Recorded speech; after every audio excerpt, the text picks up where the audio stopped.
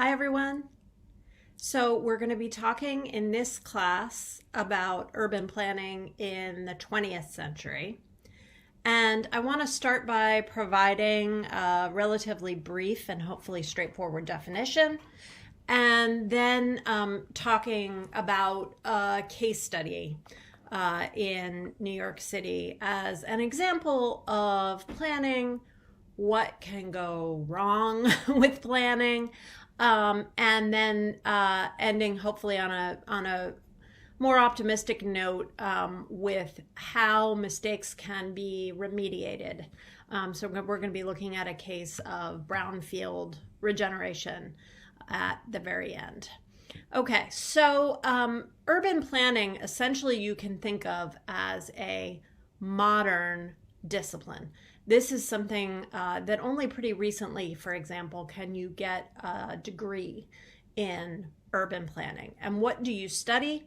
When you study urban planning, you essentially are thinking about the space of a city or any municipality from a design point of view. So you're considering the various needs that have to be provided in the city, and you're sort of organizing those. You're giving them a determinate shape, and you're trying to create an orderly structure for example, the provision of services.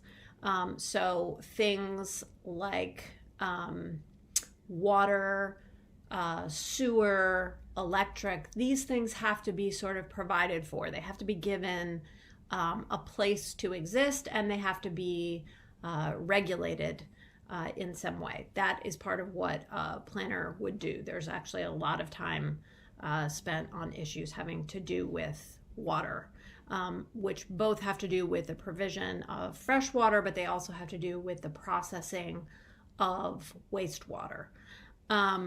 Another major thing that needs to happen is circulation. So roads of different sizes, how do they connect? How does traffic flow through them? Those kinds of questions are part of urban planning.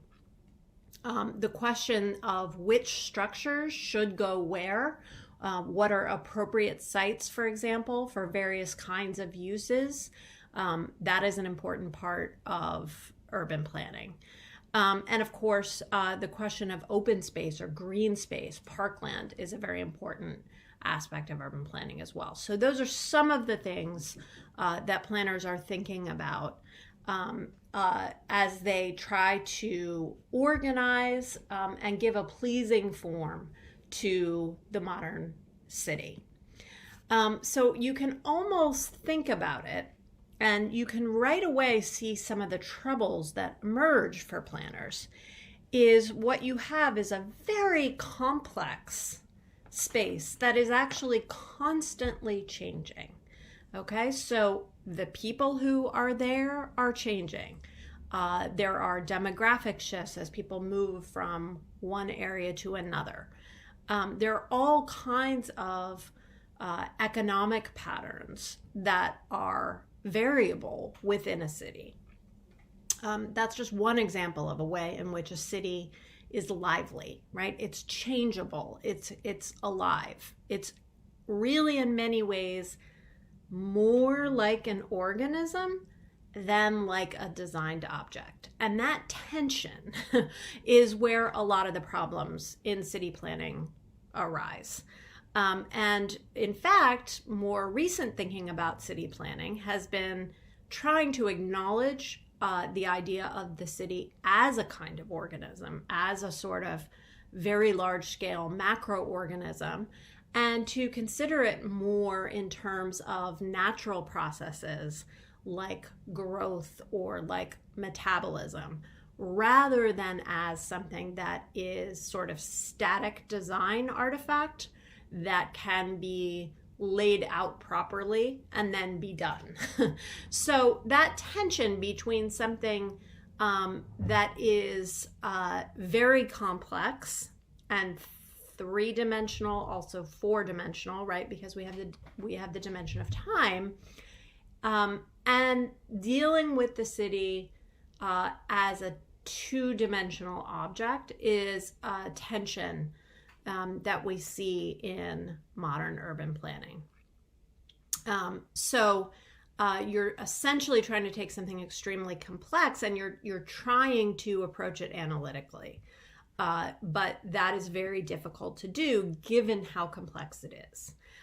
So I found this quote about sort of the city plan that I thought was very helpful in thinking about the issue, that when you create a plan, right, which is essentially a drawing, it's a two-dimensional drawing, that can be a wonderful tool, right, because it takes complexity and it puts it in a form where our minds can manage it. But there is the risk that what we are doing when we do that is creating simplicity where it doesn't appropriately exist and where the reality is much more complex. And this is where the current thinking on urban planning is going, by likening the city more to an organism and, for example, considering it in terms of metabolic processes. It is trying to remove some of that static simplicity as a misunderstanding, right, that is potentially dangerous or problematic. So we're going to be looking right now at sort of the heyday of this kind of static planning, and I wanted to show you this picture because I think it kind of encapsulates it, right? It's the city as a map rather than as a three-dimensional terrain that is full of people who themselves are changing and whose patterns and sociality and interaction are changing. We simplify it. We move up to a very high distant view where we can no longer really see that, right? And what we see when we get up here are very large scale topographic features. For example, so we're looking at the map of the 5 boroughs of New York City here. And what we see, you know, is like the rivers, the bays. We can see some of the largest arteries. We can see some of the biggest parks. So, for example, Prospect Park in Brooklyn is hovering there right next to Moses's right shoulder. You can probably identify the large rectangular block of Central Park. You can identify some of the borough features, some of the waterways, some of the large streets from this perspective. And this is kind of the view that classic 20th century urban planning would take. So I want to talk a little bit about who this guy in the picture is. His name is Robert Moses. You can see that he lived for almost a century, and for much of that period was sort of an unchallenged authority in creating large infrastructure projects in New York. He did that without ever actually having held an elected position. And in the 1930s, he got his start. He was building smaller projects at this point in time, although frankly, they were very ambitious even then. So he built, for example, hundreds of municipal playgrounds throughout the 5 boroughs. He built state-of-the-art swimming pools, dozens of them. He built parkways. He renovated and created public access for beaches throughout the 5 boroughs, bridges. He got very expert in using the funds that were allocated for infrastructure projects during the Great Depression. The New Deal stimulus projects included funding for large municipal works. And Moses got really good at tapping into these grants. And he delivered incredible value for the money that he received from the federal government. He brought in all of his projects. In the post-war period is when things, let's say his reputation began to decline or become more challenged. Because the the key ideas in the post-war period were the building of the interstate highways. And at this point, he was using government funding to build very large expressway projects. And like other planners in other cities in the US, he essentially put those expressways in the neighborhoods that were least likely to be able to mobilize political clout to oppose them. So disproportionately, the interstates, the urban interstates, were placed in minority neighborhoods. They were placed in poorer neighborhoods. Robert Moses didn't try to run expressways in places where he thought he couldn't win. He used eminent domain to displace people. And one of the examples that we're going to look at is the Cross Bronx. So if you get interested in Moses, and here's a shot of him later on looking very Mad Men in his natty suit and narrow tie and fedora. And you can see some of the different roles that he held.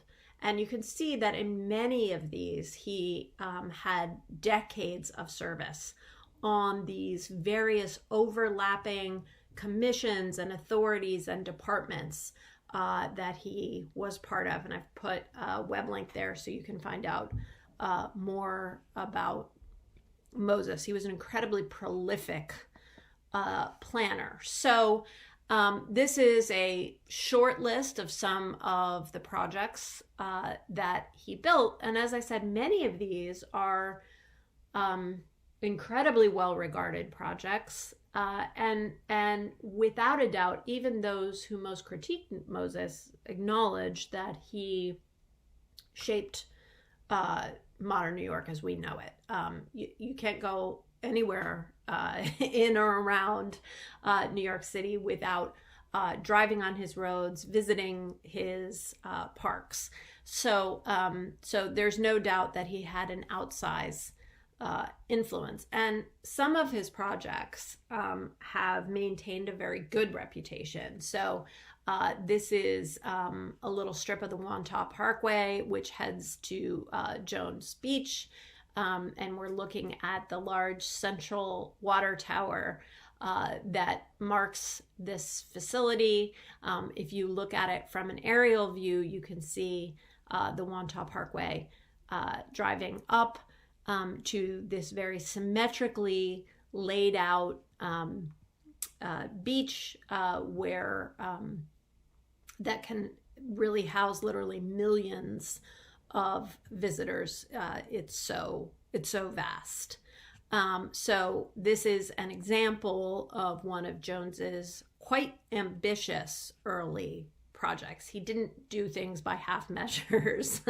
If he was going to open Jones Beach, it was going to be an absolutely massive park with state-of-the-art facilities. Here you can see some people enjoying some kind of sand aerobicizing class on the beach.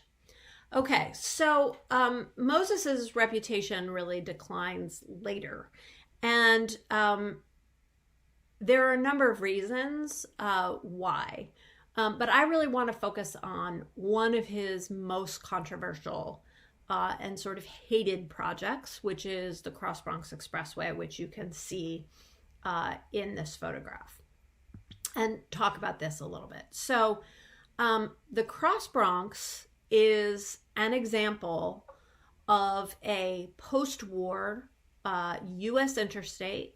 It is actually quite key to transit up and down the East Coast. It is a section of highway that essentially facilitates traffic past the city, like around the city, not through the city, but up northward to New England or southward to Philadelphia and Washington, D.C. So the people using the Cross Bronx, it's part of Route 95, which is the largest interstate running up and down the metropolitan corridor, but not just the metropolitan corridor, Maine to Florida, in the eastern seaboard. So it's a very important piece of a very important route, because there has to be, in other words, the last thing, if you're trying to drive from Philadelphia to Boston, the last thing you want to do is mess around with New York City. You want to go through New York City, past New York City. You don't want to stop. You don't want to be caught up in stoplights or local traffic or all the congestion associated with New York City. You essentially want to storm past it as quickly as possible. So what you see happening here is a decision to value that project of storming past the city at high speed over the needs of the people who are in the area that you're storming through. And so essentially, and you're looking here at the projected route in 1944. This is the plan that was generated for the section of 95 that is known as the Cross Bronx. Okay, and it's known as the Cross Bronx because this route goes through the borough of the Bronx, which is a completely urban fabric from one end to the other. In other words, what is here, and you can sort of infer this perhaps from looking at this map, right? They're showing you, whoops, sorry. I was trying to use let me get my pointer here. Okay, so in this corridor only, but it actually extends all the way up and down through the Bronx, but they're just showing you right here the existing grid of streets, right? So here you can see Crotona Park, which is a fairly large urban park, and all around this, right, are a dense grid of city streets that are full of residences, businesses, features like Yankee Stadium, and so on and so forth. So it is a very difficult idea to somehow run a large interstate through a fabric this dense. And you can see how this is being thought about is that essentially this road will run more or less straight across. Now, not exactly. If you notice, it has some twists and turns, and we're going to get into a little bit how strange those are, particularly right here. But essentially what we're shooting for, and the reason why we're running this way, is a pre-existing bridge that connects New York to New Jersey across the Hudson River. So this is the George Washington Bridge, right? So one of the reasons why the Cross Bronx, like the big reason why the Cross Bronx is where it is that you have to cross the Hudson River. You can cross it farther up at the Tappan Zee, but there has to be some link at the GW for traffic. So you can see that it's more or less pulling a road on axis, and then it's going to bend and go northward. So this is it's an odd little section of 95. The road is north-south, but this is an east-west section of the road because of the river crossing. Okay, I hope that all makes sense, and some of you are New Yorkers, so this will already be more familiar. You can also go on Google Maps and sort of look at this to wrap your mind around what this route is. It's a significant route. So one of the very odd things that happens, and I'm not going to go too deeply into the politics of why or how, but if you notice the section right by Crotona Park, And that is actually right here. Okay, you'll notice that actually the road, instead of going, you know, here, the road could kind of bend down a little bit, and you could actually take land from the park. That would diminish the size of the park, which would be unfortunate, but it would remove a lot of the demolition that you needed to do. It would be a way of displacing fewer people, although of course you're displacing massive numbers of people when you look at the borough as a whole, and the way this needs to come all the way across. Nonetheless, there's a decision being made to sort of run it right here through the sort of southern tip of the Bronx rather than the northern edge of the Bronx, which was more prosperous but also had larger numbers of parks and green space and would have probably been easier to get through. In other words, you could have run the road, for example, up here and then brought it down to pick up the river crossing. For example, there are many routes that could have been chosen. Why was this one chosen? And within that, why was the decision made actually to bend the road a bit northward and then bring it back southward, when in fact Crotona Park could have been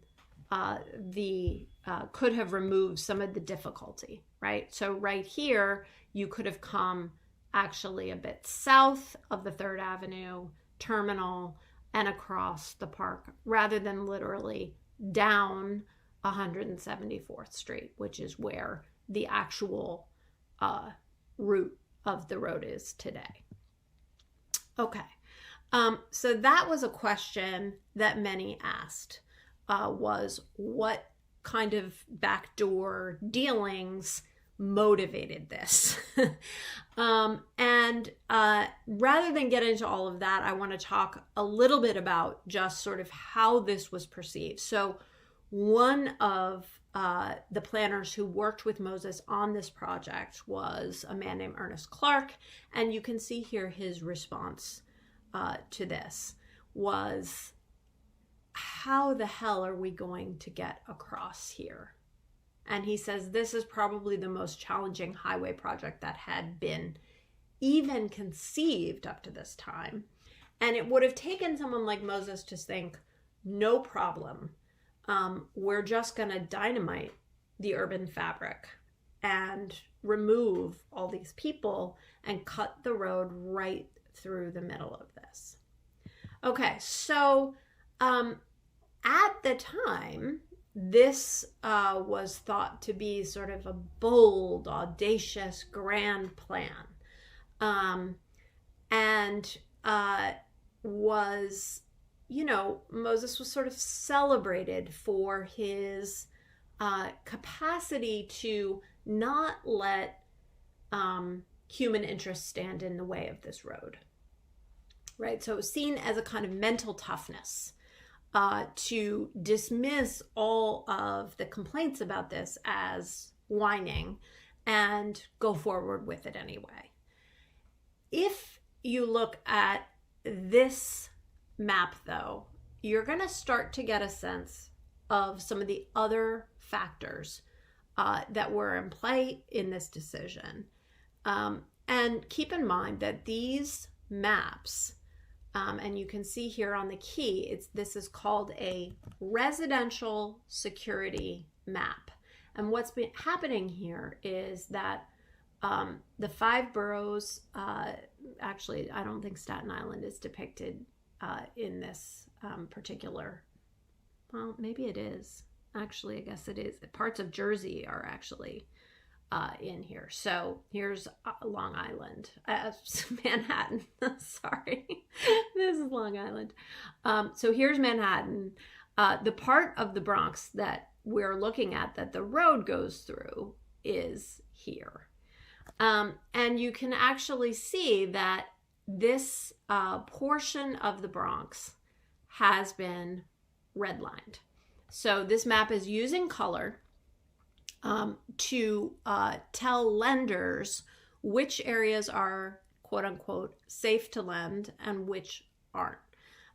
So if you look, for example, farther north in the Bronx, where there's more open space and it's easier to get this road across and bring it down the river to the crossing, you'll see that that is first grade real estate. It's in green, right? So the best quote unquote neighborhoods, which relates to racial judgments and not just fiscal ones, is up here. And the worst quote unquote is down here, where actually, and this is Crotona Park. So you can see that actually almost all of the South Bronx has already been redlined.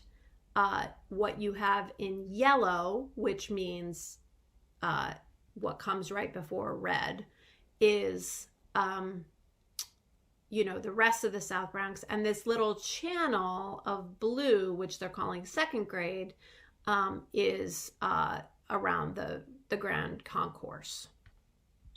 So the redlining of these neighborhoods has already happened. And this map is created as part of the Homeowners Loan Corporation, which is a federal project during the Great Depression to facilitate homeownership.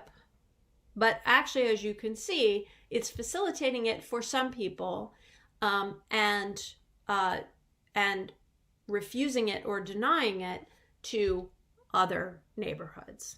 And the mechanism for doing that was these maps.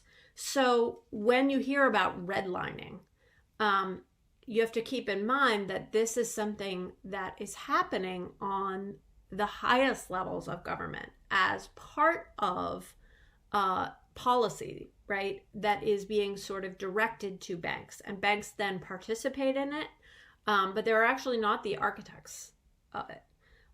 They then use this guidance, right? So when you think about what subsequently happens, right, and the plans are being drawn up in the 1940s, it actually takes several decades to complete this work. You can see that that this entire neighborhood where we're going to storm through to create the Cross Bronx, right? A little pocket here is in blue. This strip is in blue, but everything else has essentially been written off on the level of the federal government. And there is an active policy of discouraging banks from investing in these areas as unsafe. So that is definitely part of the landscape that Moses is aware of as he plans this project. And here you can see a construction photograph that gives you a sense of the dramatic impact on the urban environment that happens as the Cross Bronx is built. And one thing I want you to notice actually for this is that one thing that Moses does to sort of ameliorate the impact of the road is that he puts it below grade.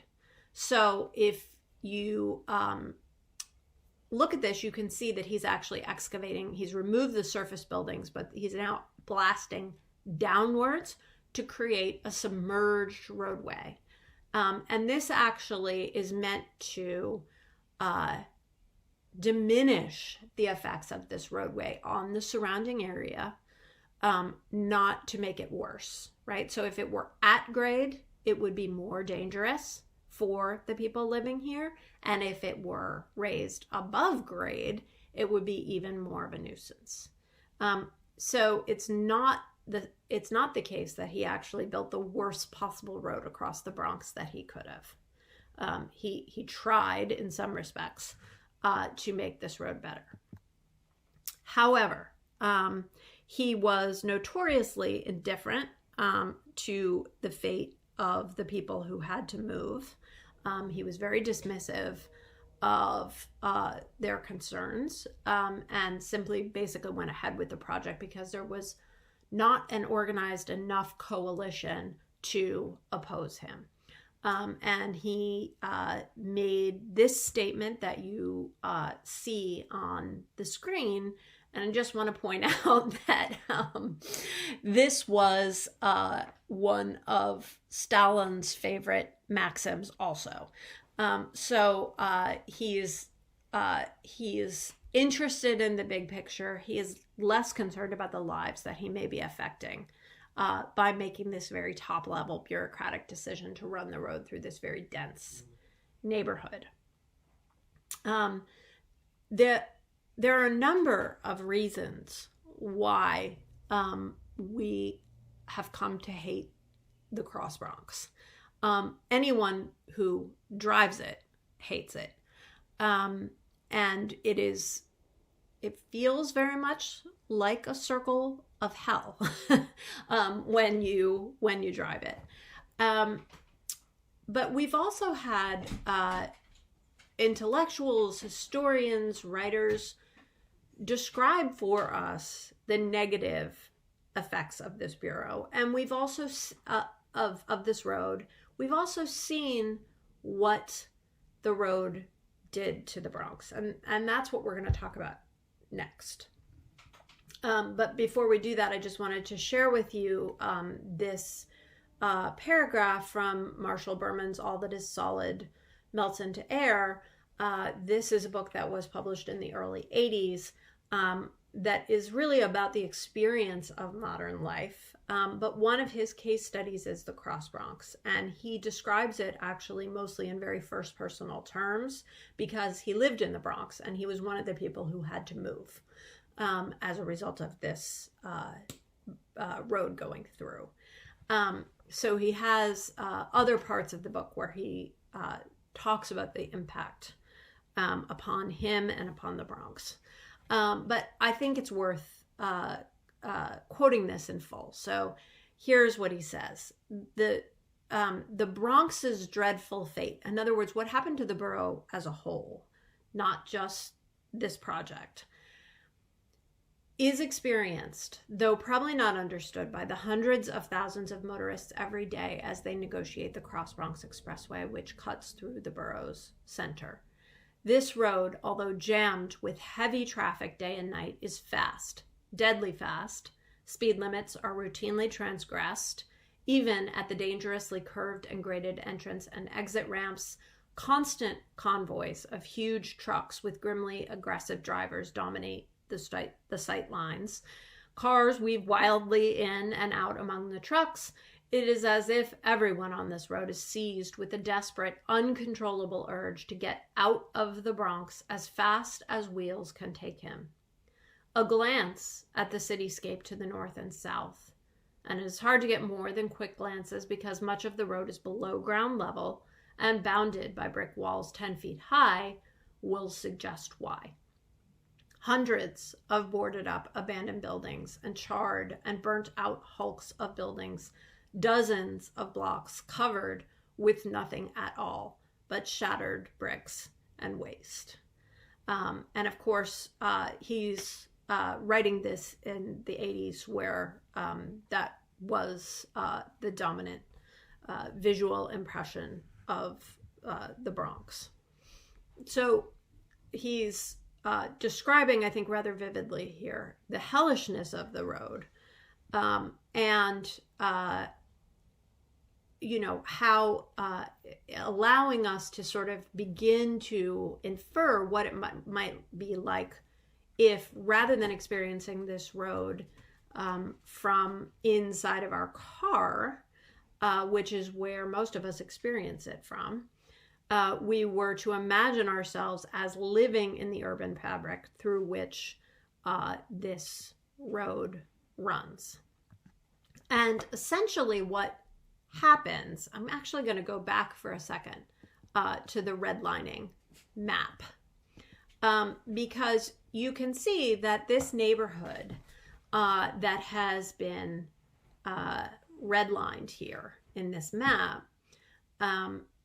is already poor, right? It has some pockets of relatively stable neighborhood, but it is already a poor neighborhood.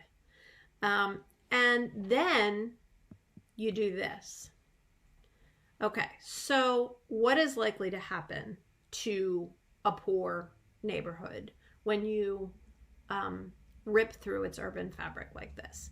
It is likely to descend from bad to worse. And that's what happens in what becomes known as the South Bronx, which is a term that really did not exist before this road. There are the neighborhoods of the South Bronx, you know, Mott Haven or Hunters Point, for example, but it was not known as a collective entity that was essentially a synonym for profound impoverishment until the building of this road. So in 1995, the Bronx Borough president at that time was making that point that, you know, where did this name even come from? It is a new term that arises to describe the extreme urban devastation that is visited on this area south of the road, right? So essentially what happens is everything south of the road gets cut off from the rest of the borough, the more affluent part of the borough, the more stable part of the borough. And there is an incredibly rapid decline. So this graphic charts just one of the neighborhoods of what later becomes known as the South Bronx, so Morrisania, and shows you, right, not only are you losing population, right, but you're particularly losing anyone who has any possibility of living somewhere else.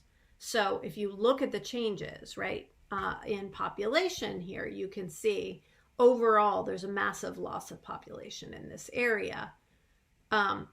The number of white people living here massively declines. The number of ethnic, Irish, Polish, Italian immigrants who were living in this neighborhood drops even more significantly. And who comes into this neighborhood is the people who can't have no access to anything better, right? So the neighborhood gets much, much blacker. It gets much, much poorer. And it, essentially gains projects, but loses everything else. So this is just sort of one way of tracking the area. And you can actually see what the urban fabric looked like before, right? Because you can see this very recognizable building. You can see that there's row houses with stores below. So neighborhood, groceries, and shops, right? And multifamily dwellings, apartment dwellings, row homes. Now, in this later period, all of that is gone, has been replaced by high-rise projects. Okay, so what happens, and it actually takes a long time. There are several decades in which this neighborhood is declining. But what essentially happens is that there are fewer, and as this population exits, there are suddenly landlords have no one to rent to. Or if they are renting, they're renting to someone who does not have a job or a stable source of income. And so they're often missing rent. and there's frequent evictions. So what that adds up to for the landlords is they can't pay their own bills. They can't pay the utility bills. They can't pay the tax bills that they owe the city. If they have mortgages, they can't pay the mortgages. So what they do is hire someone to set their building on fire so that they can at least escape with some insurance money and get out from under all of their debt. And that is why there's so much arson throughout the Bronx. So the urban fabric that was there in the neighborhoods south of the Cross Bronx is essentially burned down, and you can sort of see different stages in this photograph, right, of buildings being derelict, being abandoned, being on fire, being destroyed into rubble. A very, very grim cityscape. And this, it does not happen overnight. It happens over 2 decades, essentially. It happens through the 1960s and through the 1970s. By the 80s, so when Berman is writing, the South Bronx is essentially synonymous with extremely high rates of drug use, extremely high rates of HIV, other severe public health impacts, very, very low rates of home ownership. So you're at a sort of nadir in the 1980s, but this photograph actually dates from 1970. So you can see that the problem is many decades in the making. And even today, as the urban fabric here has largely been replaced, repaired, the public health impacts in the Bronx are noticeably worse, not only than the other boroughs, but than the national standard.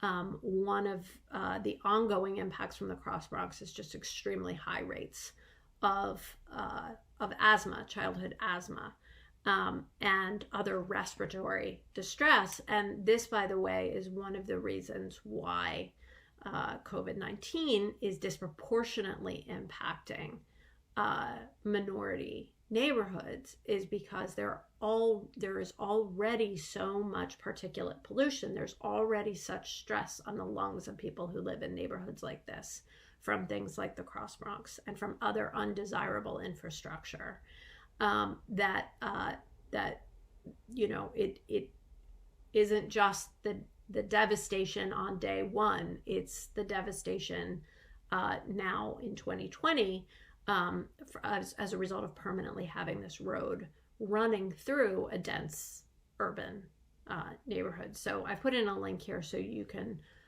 learn a little bit more about it. A lot of times when you look at statistics, you think, well, what does this really prove?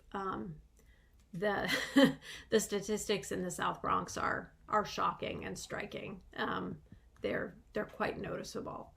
And certainly from the point of view of environmental racism and from the point of view of public health impacts, from the point of view of lost opportunity, lost access to education, to any kind of job, you can see huge amounts of negative impacts as a result of this. But I want to point out that this landscape also had certain kinds of freedoms and possibilities within it that had, I think, very striking positive effects. So, Brooklyn would argue, and some other places in the U.S. would argue, but most people would say that that hip hop comes out of the Bronx, so sort of predecessor to rap music. There's no doubt that this is an art form that changed American music permanently. I don't need to tell you that rap is a significant portion of American music. So this really comes out of neighborhoods like the South Bronx, and you can, if you click onto the PowerPoint online, this is actually an embed, so you can watch Grandmaster Flash and the Furious Five lay it down in the message. There is also a movie about this, which I haven't seen yet, but I'm really eager to, called Rubble Kings, which is about sort of how people make their own luck in the South Bronx. So all of this, I think, and that obviously doesn't excuse any of the negative impacts, but it does point, I think, to an interesting aspect of the creation of art, that this incredibly toxic, destroyed landscape actually, people are responding to it creatively and adaptively. So I want to kind of fast forward a little bit. And,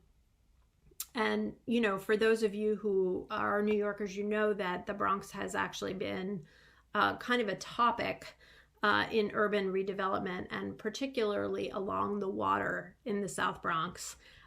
There have been a lot of kind of commercial projects either going up or also, being discussed or sort of in the works. And there is a sort of debate really about the gentrification, or the potential problems around gentrification in the South Bronx. I want to talk about this from a slightly different angle, which actually has to do with remediation of this incredibly toxic and destroyed landscape. And point to a pretty small park project, but one that I think not only introduces the concept of brownfield regeneration, which we're going to be talking about more this week, but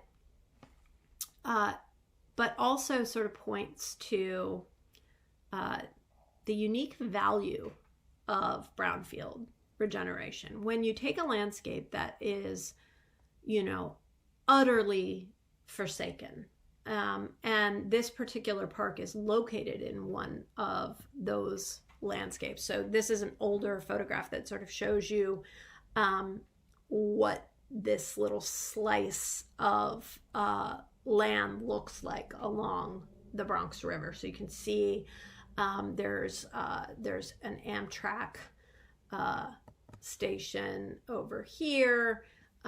There's sidings there. This is an concrete plant. It's just very, very ugly, toxic, unpleasant, and you can see in the textual description, and I've posted this article for you so you can read the whole thing. It's a really unpleasant place.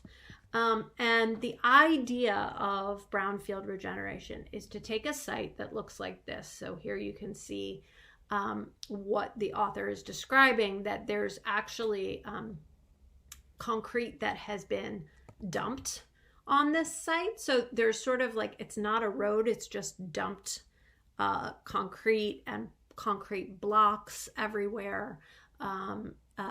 Very toxic soil created by leaking oil, all kinds of problems. This site was used for a long time just for people would dump truckloads of refuse there.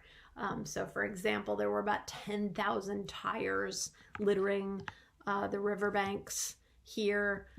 Really just kind of a disgusting area.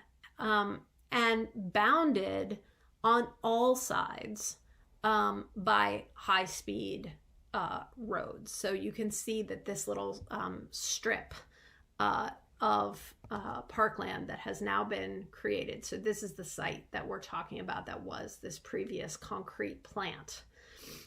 Here you can see the train tracks, you can see Sheridan running here, the Bruckner running here. You know, it's sort of the least optimal site for a park that you can imagine, right?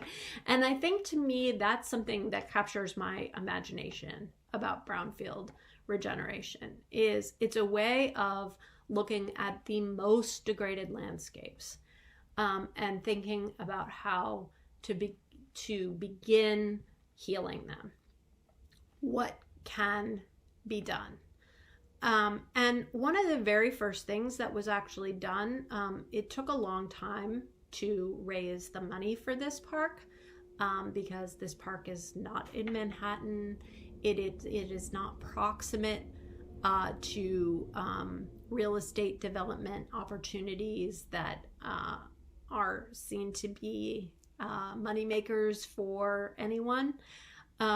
So it's a smaller project, a less high profile project, a less glamorous project, for example, than the High Line, which could also be thought of as a brownfield reclamation in some ways, and which we'll talk about in some depth.